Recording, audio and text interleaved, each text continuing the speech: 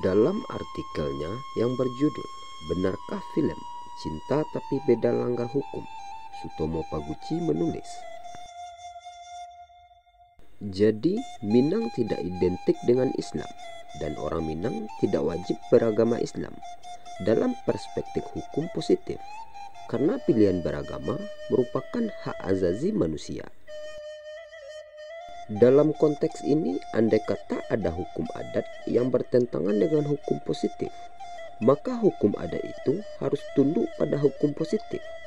Hal mana sebagai konsekuensi dari negara hukum dan supremasi hukum.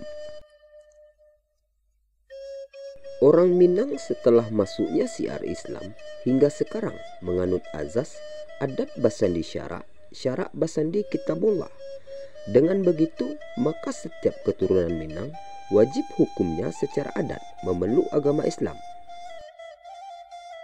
Jika ada keturunan Minang murtad atau keluar dari agama Islam, maka yang bersangkutan dibuang sepanjang adat, dengan arti kata yang bersangkutan tidak berhak lagi disebut sebagai orang yang bersuku Minang dengan segala ketentuan adat yang melekat padanya. Dengan begitu, dia tidak punya hak atas waris pusaka dan gelar sako, dibuang atau tidak boleh bermukim di kampung halaman, dan keluarganya pun sudah tidak mengakuinya lagi sebagai anak.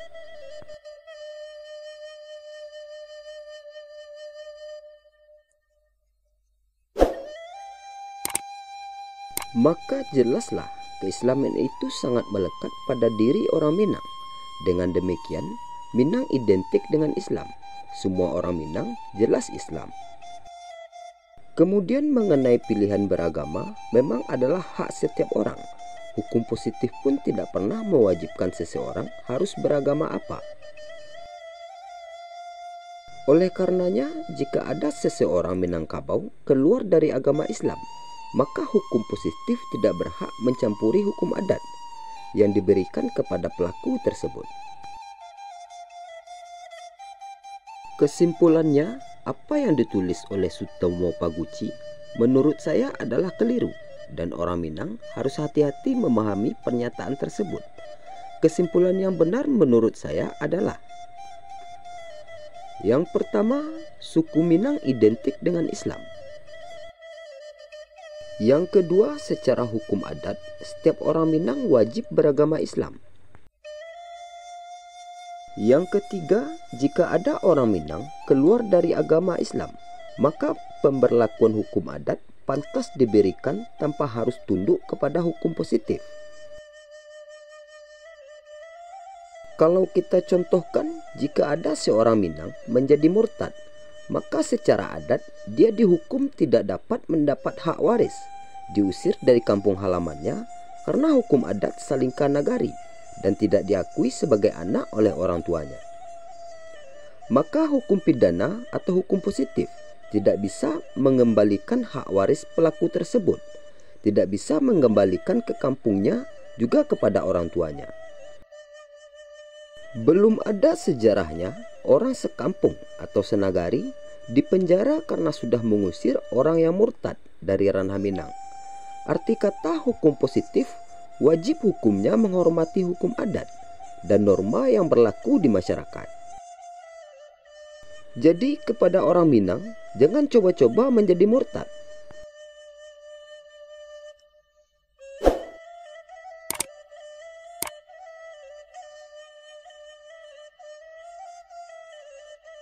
Diketahui sebelumnya, Gubernur Sumbar Irwan Prayitno menyurati Menkominfo tertanggal 28 Mei 2020 lalu sehubungan dengan munculnya aplikasi kitab suci Injil Minangkabau di Play Store Google. Gubernur menyampaikan bahwa masyarakat Minangkabau sangat keberatan dan resah dengan adanya aplikasi tersebut karena membawa budaya bahasa Minangkabau. Kemudian juga aplikasi tersebut sangat bertolak belakang dengan adat dan budaya Minangkabau yang berfalsafah adat basandi syarak basandi kitabullah. Namun di antara pro kontra yang muncul di media sosial terkait surat gubernur tersebut, orang Minangkabau baik yang di ranah maupun di rantau mendukung dan mengapresiasi langkah-langkah yang diambil Gubernur Irwan Prayitno. Bahkan ada yang meminta diusut secara hukum.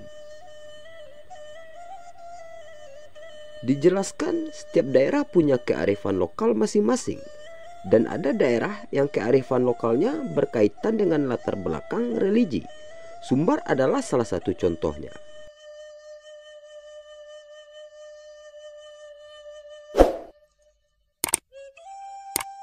Dalam hal ini ditekankan, bukan berarti Sumbar tidak menghargai keyakinan lain yang ada. Justru dalam falsafah adat Basandi Syarak, Syarak Basandi Kitabullah, yang didasarkan pada syariat Islam tersebut, penghargaan terhadap keyakinan lain amat tinggi. Itu tertuang dalam surat Al-Kafirun yang memuat nilai saling menghargai keyakinan masing-masing dan tidak saling menghujat atau bahkan mencelakakan. Bahkan Rasul itu sangat menghargai penganut keyakinan lain. Dalam syariat di Islam juga ditekankan tidak ada paksaan dalam beragama. Kita memang perlu menyampaikan, tapi bukan untuk memaksakan. Dalam hal ini, sama sekali bukan berarti adat dan budaya Minangkabau tidak menghargai perbedaan keyakinan. Kita tidak mau berkomentar banyak terkait pernyataan-pernyataan negatif netizen di media sosial. Hanya menegaskan bahwa falsafah Minangkabau dengan adat Basandi Syarak, Syarak Basandi Kitabullah ini sudah mendarah daging dan hendaknya dihargai.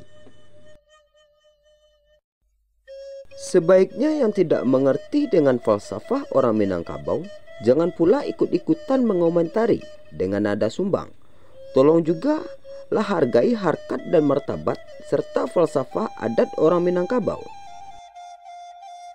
Sementara Ketua Umum Majelis Ulama Indonesia Sumbar, Buya Gus Rizal Gazahar, Datuk Panglima Basa, menyebutkan bahwa surat gubernur kepada Kemenkominfo juga merupakan buah aspirasi dari MUI Sumbar yang merasa keberatan dengan adanya aplikasi ini karena berkaitan dengan falsafah Minangkabau juga. Saya harap bagi siapa yang tidak mengerti dengan karakteristik budaya Minangkabau agar menahan diri untuk berkomentar, agar tidak menambah keruhnya suasana, tegas Buya Gus Rizal.